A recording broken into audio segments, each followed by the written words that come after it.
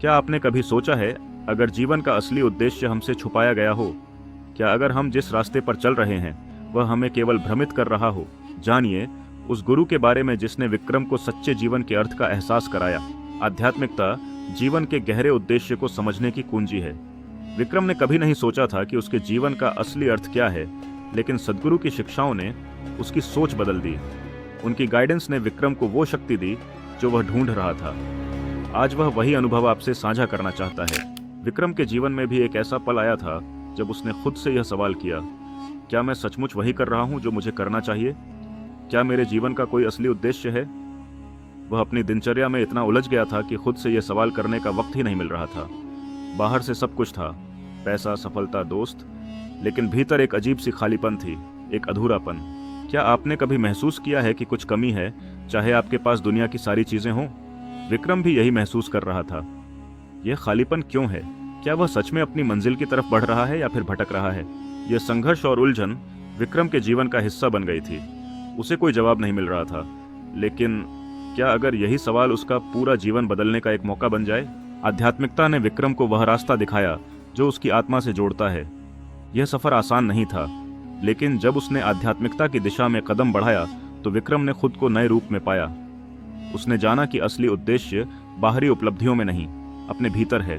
लेकिन सवाल था, क्या यह यात्रा इतनी आसान होगी?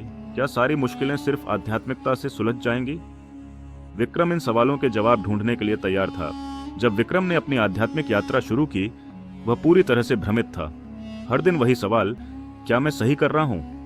क्या यही मेरा मकसद है? और फिर एक दिन वह पल आया जिसने विक्रम की दुनिया बदल दी। जब विक्रम ने सद्गुरु से मुलाकात की, पहले तो विक्रम को समझ ही नहीं आया कि सद्गुरु के शब्दों में इतनी गहराई कहां से आती है।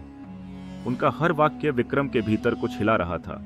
उन्होंने विक्रम से कहा, तुम्हारा असली उद्देश्य बाहरी दुनिया में नहीं है, खुद से जुड़ो, तभी असली शक्ति का अनुभव करोगे। यह वाक्य विक्रम के लिए एक खजाना बन गया।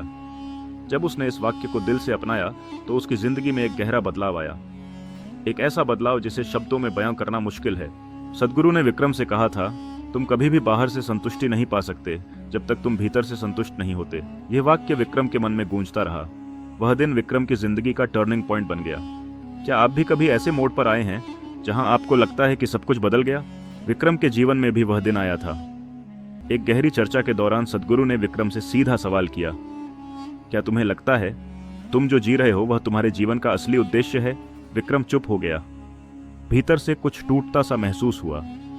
वह सोचने लगा, क्या सच में मैंने कभी खुद से यह सवाल किया था? तभी सद्गुरु ने कहा, तुम जो कर रहे हो वह केवल बाहरी प्रयास है, असली यात्रा तुम्हारे भीतर है। उनकी यह बात विक्रम के दिल दिमाग में गूंजने लगी। उसी दिन से विक्रम ने जीवन को एक नए दृष्टिकोण से देखना शुरू कर दिया। यह आसान नहीं था, लेकिन वही क्षण उसके जीवन का सबसे महत्वपूर्ण मोड़ बन गया। विक्रम का अनुभव सिखाता है कि जीवन का असली उद्देश्य बाहर नहीं, भीतर है। जब हम खुद को पहचानते हैं तभी हम सही दिशा में बढ़ सकते हैं।